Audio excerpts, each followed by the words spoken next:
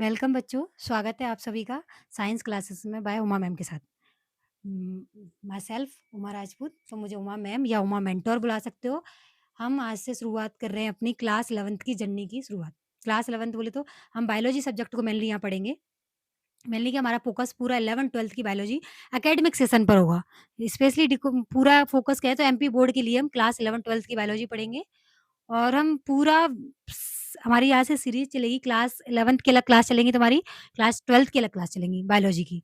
और हम एक मेनली हम क्या फाउंडेशन बिल्ड अप करने की कोशिश करेंगे। फाउंडेशन बोले तो दीदी हम नींव रखेंगे। नींव रखेंगे किसके लिए? नीट के लिए, अदर एनी स्टेट एग्ज़ाम होते हैं जिसमें भी बायोलॉजी पूछी जाती है 11th-12th में। बीएससी नर्सिंग ले लो, तुम्हारा एम्स ले लो, तुम्हारा एमएनएस ले लो, जो भी एग्ज़ाम है उस समय में जो भी बायोलॉजी पूछी जाती है, कहाँ से आती है? क्लास 11th और 12th। तो हम क्लास 11th-12th को इतना मजबूत बना लेंगे कि आने वाले किसी भी एग्ज़ाम में हम बायोलॉजी की तरफ से तो नहीं रहे। बाकी अदर सब्जेक्ट है वो भी हम पढ़ लेंगे। चलो हम शुरुआत करते हैं इसी क्लास 11th के पहला चैप्टर। क्लास 11th का फर्स्ट चैप्टर बोले तो क्लास 11th पहला का पहला चैप्टर क्या है? Living bird. क्या है? Living bird. Living word. Living bird, अगर लिविंग बर्ड से याद आया कि तुम क्या होगे मैम या दीदी जो भी, लिविंग माने क्या होता है? अगर मैं तुमसे एक क्वेश्चन करूँ कि बताओ बच्चों, तुमने क्लास 10th तक कभी बायोलॉजी तो पढ़ी ही है। तो जीवित और अजीवित, लिविंग नॉन लिविंग में क्या अंतर होता है? क्या होता है लिविंग? तुम कहोगे दी जो सांस लेते हैं वो लिविंग है। अच्छा, मैंने कहा ठीक है, और बताओ? जो O2 है, O2 CO2 का एक्सचेंज करते हैं वो लिविंग है। अच्छा, और कह सकते हैं हम जो रिप्रोडक्शन करते हैं, जो चलते फिरते हैं, जो अपना वेट भार बढ़ा सकते हैं वो लिविंग है। नॉन लिविंग जो हमसे बात नहीं कर सकते, साँस नहीं ले सकते, चलते फिरते नहीं है वो नॉन लिविंग है। तो अच्छा, ठीक है। क्या जैसे तुम कहोगे हम सब दीदी लिविंग ही तो हैं। हाँ, बिल्कुल लिविंग है। तो मैं पूछूँगी क्या पेड़ लिविंग है, नॉन लिविंग है? पेड़ लिविंग है, बिल्कुल लिविंग है। मैं कहूँगी तुमने उसे साँस लेते हुए देखा है? लेकिन अब तुम ये मत कहना कि नहीं हमने नहीं देखा तो वो साँस नहीं लेते। ब्रीथ करते हैं वो भी, O2 CO2 का एक्सचेंज करते हैं। वो भी करते हैं इसीलिए वो लिविंग है। क्या पत्थर, स्टोन लिविंग है? सॉइल, मिट्टी लिविंग है? चेयर लिविंग है? इन सबको हम और डिटेल में जानेंगे। लिविंग अभी तक ठीक था 10th 9th तक हम कह सकते थे कि चलते-फिरते हैं, साँस लेते हैं, तो लिविंग है, नॉन लिविंग है, रिप्रोडक्शन करते हैं। लेकिन अभी भी और हम जब इन डेप्थ जिसमें जाएँगे क्लास 11th के फर्स्ट चैप्टर में, तो लिविंग को और डिटेल में पढ़ेंगे। क्या है मेन कैरेक्टर उनके, फीचर क्या है? कौन-कौन से लक्षण हैं जिनके बेसिस पे हम बता सकते हैं कि ये लिविंग है, ये नॉन लिविंग है? या ये कौन-सा फीचर है जो सिर्फ लिविंग में होता है या कौन-सा फीचर है जो दोनों में होता है? क्या लिविंग है वो एनवायरनमेंट के प्रति सेंसिटिविटी दिखाते हैं? सेंस इन्वा बारिश हो रही है, ठंड लग रही है, गर्मी लग रही है, इन सब की जो सेंसेस अपन को कैसे फ़ील होता है कि अपन पंखा बंद है, मम्मी पंखा चालू करो, गर्मी लग रही है, कैसे? हमें सेंस सेंस ऑर्गन है ना हमारे अंदर, तो हमें वो फ़ील होता है। तो क्या पत्थर को ऐसा फ़ील होता है कि बाहर गर्मी हो रही है, बारिश हो रही है? इन सबको डिटेल में पढ़ेंगे। हम उनसे भी पहले जाते हैं कि बायोलॉजी को डिकोड करते हैं। बायोलॉजी, बायोलॉजी इसको जब तोड़ते हैं ये 2 शब्दों से मिलकर बना है, बायो और लॉजी। बायो मतलब होता है जीवन, लाइफ। क्या होता है बायो का मतलब? जीवन, लाइफ। और स्टडी, इसका मतलब होता है स्टडी, बोले तो अध्ययन करना। तो हम कह सकते हैं मेनली बायोलॉजी में हम क्या जीवन की स्टडी करते हैं, जीवन का अध्ययन करते हैं, इट्स कॉल्ड बायोलॉजी। हम बायोलॉजी को अल्टीमेटली देखेंगे प्लांट, अभी तुम बॉटनी पढ़ोगे, जूलॉजी पढ़ोगे, उन सब में क्या है जीवन की स्टडी करना ही तो है। बैक्टीरिया वो भी जीवन है, प्लांट वो भी जीवन है, फंजाई वो भी जीवन है, एनिमल हम तुम देख रहे हो एक पूरे 6 फुट का इंसान, वो भी जीवन है। तो इन सब में क्या हम जीवन की स्टडी करते हैं, इसमें बायोलॉजी पढ़ते हैं। ठीक है बच्चों? अगर स्पीड तेज़ लगे तो मुझे कमेंट करके बता सकते हो। हम आराम-आराम से भी पढ़ा सकते हैं, कोई दिक्कत नहीं है।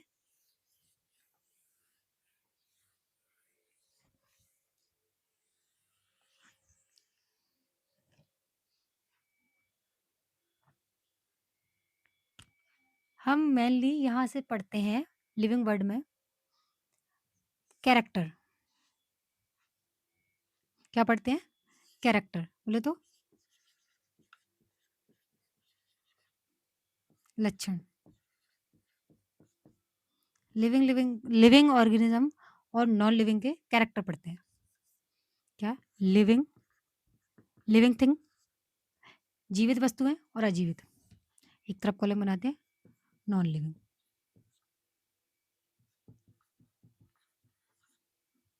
अजीवित। अजीवित बोले तो अजीवित बोल सकते हो, निर्जीव बोल सकते हो, और लिविंग तो जीवित बोलते ही है। ठीक है, तुम क्या होगे? जो ब्रीद करते हैं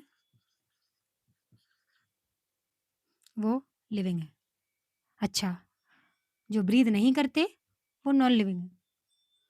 जिनमें लोकोमोशन होता है, लोकोमोशन मतलब कि लोकोमोशन क्या होता है? चलना फिरना, इधर से अपनी अवस्था परिवर्तित करना। अब अब तुम यहाँ से एक वर्ड और निकल के आया, लोकोमोशन और मोशन में क्या डिफरेंस है? ये अपन डिटेल में पढ़ेंगे। Loco movement and movement, motion and locomotion जो चैप्टर आएगा उसमें आगे पढ़ेंगे, लेकिन अभी भी मैं बता सकती हूँ कि मूवमेंट क्या होती है।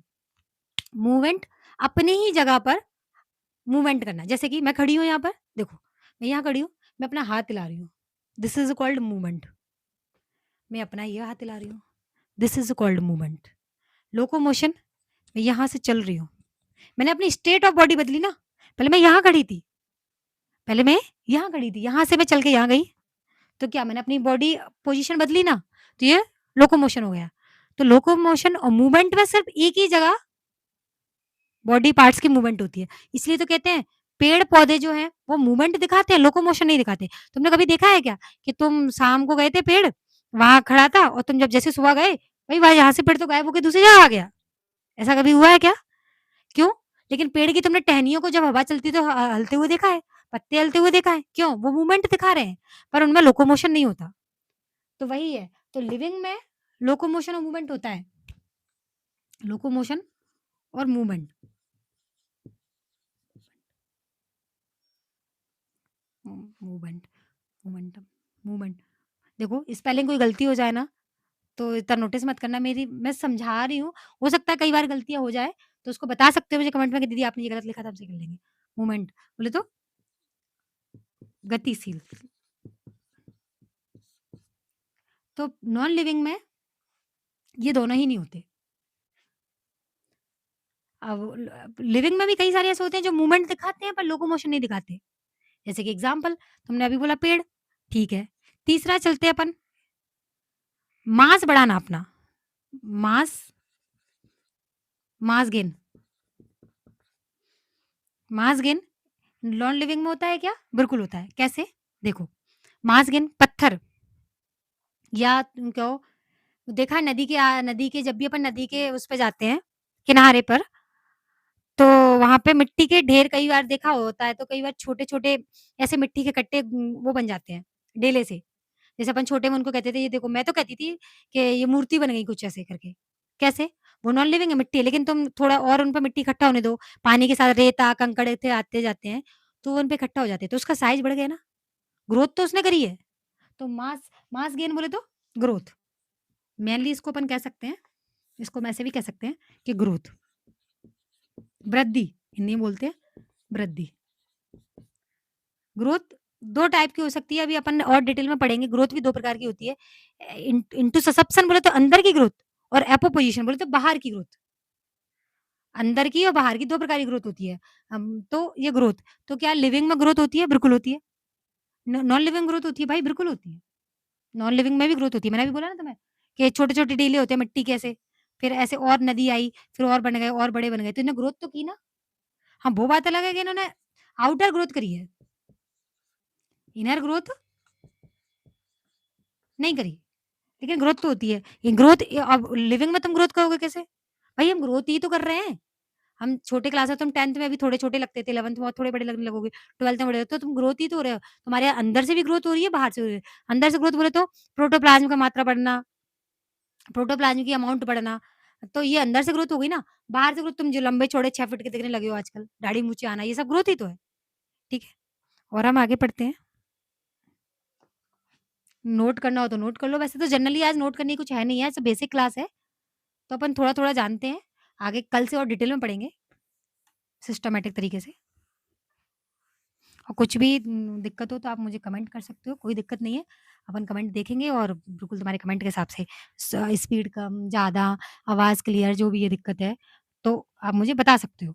बिल्कुल बताओ और मुझे अच्छा लगेगा तुम कमेंट करोगे तो, कि हाँ, बच्चे पढ़ रहे हैं मेरे। एक और फीचर आता है इसमें, रिप्रोडक्शन।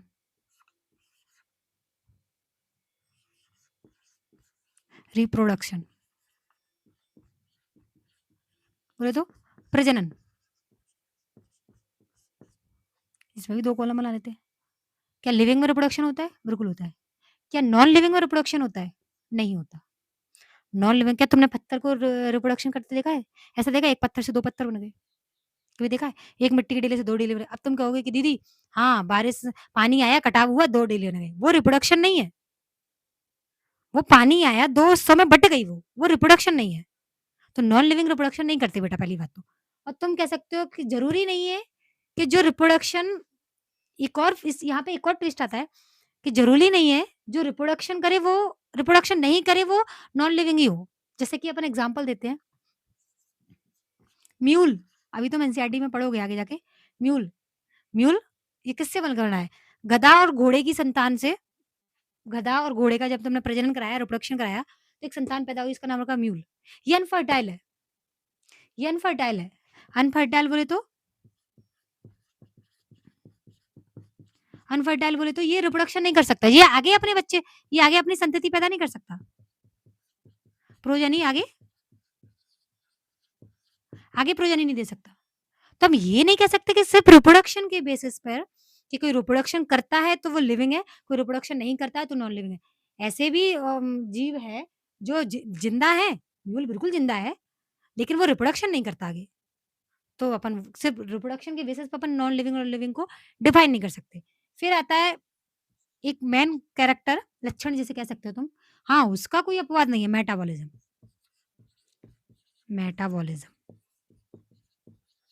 मेटाबॉलिज्म बोले तो उपापचय क्रिया, उपापचय, मेटाबॉलिज्म रिएक्शन बोल सकते हो, उपापचय क्रियाएँ।